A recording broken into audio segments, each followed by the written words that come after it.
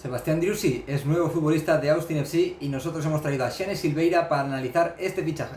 Esto es MLS. Comenzamos.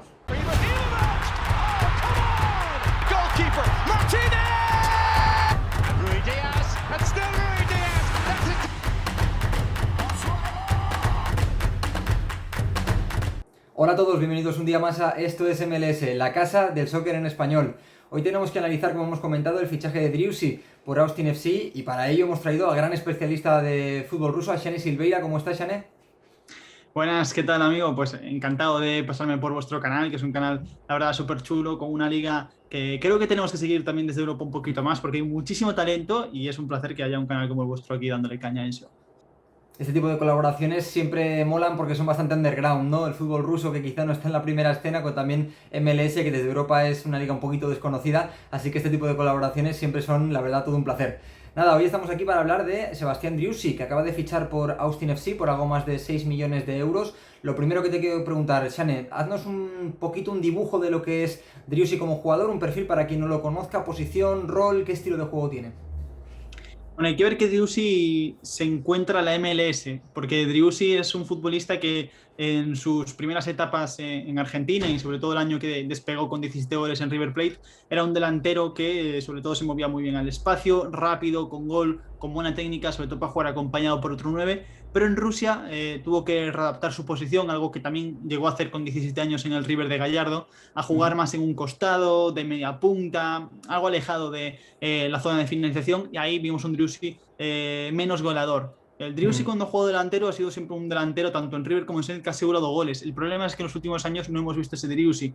Es un jugador que ha perdido un poquito de velocidad y que veremos exactamente qué versión llega. Yo no sé si en Austin lo van a aprovechar más de delantero, si lo van a aprovechar más de media punta. Es un jugador que puede jugar por detrás de un 9 y yo creo que de hecho que donde mejor se entiende es jugando acompañado de un 9 que le baja un poquito más de balones, que le fije centrales. Él mismo lo dice siempre, que para él es su posición ideal, pero a lo largo de su carrera muchas veces ha tenido que jugar fuera de posición y eso lo ha condicionado a su rendimiento. Pues mira, justamente eso es lo que quería comentar, a ver si entre los dos podemos adivinar un poquito qué va a hacer Austin con él, porque bueno, Austin viene jugando sobre todo con 4-3-3 o en todo caso un 4-2-3-1, 4-1-4-1, pero todos sistemas con un solo punta, donde no acabamos de ver una figura clara en el delantero centro. Últimamente está jugando Cecilio Domínguez, pero es verdad que Austin tiene un problema ahí, ¿no? No está generando, no está produciendo goles y no sé si Driussi puede ocupar un poquito ese puesto de 9 que sigue vacante porque nadie parece ocuparlo de forma definitiva. Entonces, en este 4-3-3, 4-2-3-1, en sistemas de un punta, ¿tú le ves más como delantero centro o crees que acabará cayendo en banda por lo último que se le ha visto en Rusia? Yo creo que lo lógico es que juegue más en punta, además atendiendo un poco a sus palabras siempre. Tengo la sensación como de que él quería irse a la MLS, quería jugar en Estados Unidos, pero ahí habrá buscado un poquito el destino que le asegure minutos en la posición que le gusta. Al final no es tonto, es decir, a la hora de decidir un destino, si no vas a continuar la progresión hacia una liga top 5 europea donde puedas renunciar a jugar en tu posición, si quieres jugar en Rusia, en Argentina, en Estados Unidos, en Bélgica, etcétera, lo normal es que busques un equipo que te asegure esa posición. Yo entiendo que por ahí deberían ir un poquito los tiros, pero como te digo, es un futbolista polivalente que muchas veces se ha tenido que ver fuera de su contexto ideal, aunque en momentos se le fichaba para jugar en punta. En el Saints, de hecho, le pasa eso, se le ficha para jugar delantero, llega Moon y se queda sin ese sitio.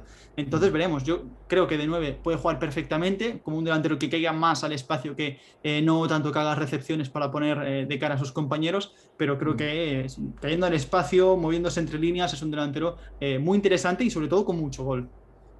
Desde luego ahora mismo para Austin es un fichaje muy ambicioso porque la franquicia no empezó demasiado mal en MLS. Esta es su primera temporada, su temporada de expansión. No empezó demasiado mal, pero se le han caído los resultados. Ahora mismo está bastante abajo. De hecho, en la clasificación general, juntando las dos conferencias, creo que va el segundo o tercero por la cola. La verdad es que se ha caído bastante y es el equipo menos goleador de toda la competición. Entonces yo entiendo que por ahí van un poquito los tiros. Sabemos que Driussi tiene gol, o al menos lo tenía cuando llegó a Europa. No sé qué contexto se tiene que encontrar Driussi para recuperar un poquito ese gol, porque Austin sabemos que es un equipo que le gusta tener mucho la pelota, en el que suele atacar bastante posicional, en el que seguramente se va a encontrar un contexto de pocos espacios.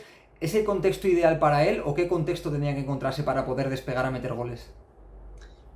Yo creo que Driussi para mí es un jugador que con espacios se mueve mejor que sin ellos. Aún así es un jugador con buena técnica, entonces no debería tener problemas para desenvolverse bien. Va a depender mucho de quién sea ese último pasador, porque al final Driussi es un jugador que tiene muy buen desmarque corto.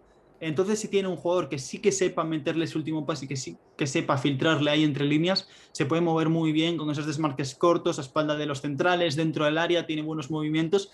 Entonces yo creo que sí que puede rendir bien en ataques posicionales, pero sí que es cierto que es un jugador que por características me parece un poco más útil al contragolpe atacando con espacios que en espacio reducido, porque no tiene tanto juego de espaldas, no es un futbolista muy físico para imponerse con su cuerpo y al final cuando juegas sin espacios muchas veces tienes que hacer eso.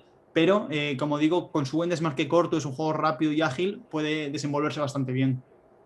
Desde luego, por lo que comentas, parece eso, un delantero más de espacios, ¿no? Un delantero que quizá no es tanto de área, ¿no? Sino de salir y asociarse. Y respecto a lo que comentas del último pasador, la verdad es que bien rodeado va a estar.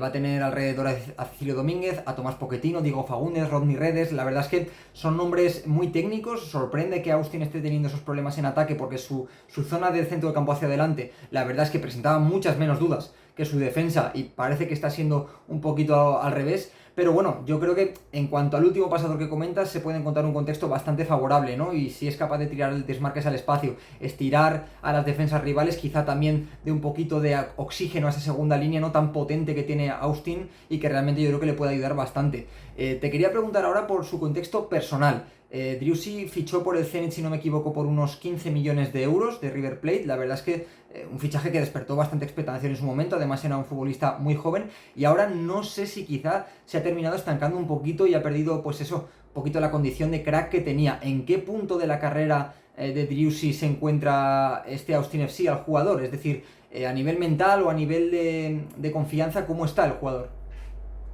Pues yo creo que en cuanto a confianza va a estar pletórico. Es un jugador que su vida desde que llega a Rusia cambia mucho.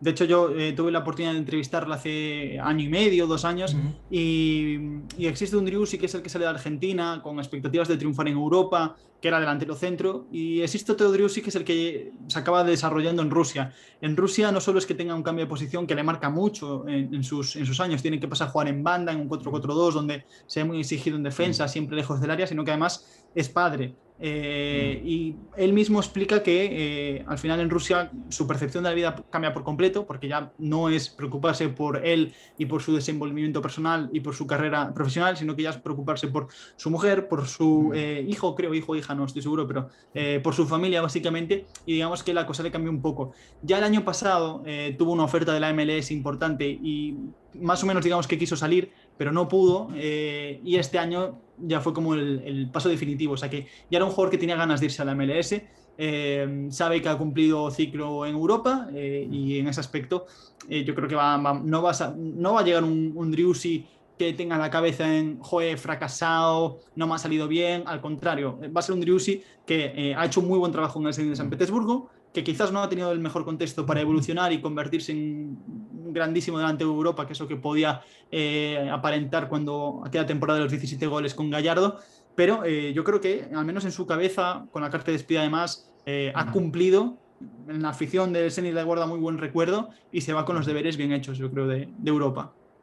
¿Y qué crees que espera él de MLS? Porque al final es un movimiento algo llamativo, ¿no? Es evidente, y lo hemos venido hablando Pablo y yo en el canal muchísimas veces, MLS ya no es una liga de retiro, es más bien una liga de creación de talento y de exportación de talento, pero sorprende, ¿no? Que quizá de jugadores que vienen de Europa a una edad no tardía recalen en equipos de MLS, sigue siendo algo llamativo. Entonces, ¿qué crees que espera el de MLS? ¿Que sea un trampolín para volver a Europa? ¿O crees que está buscando un contexto personal, por lo que comentabas de su paternidad y demás, un poquito más favorable que quizá en Rusia, ¿no? Con otro clima, con quizá otra sociedad más parecida, ¿no? A la Argentina. ¿Qué crees que espera Driussi de MLS?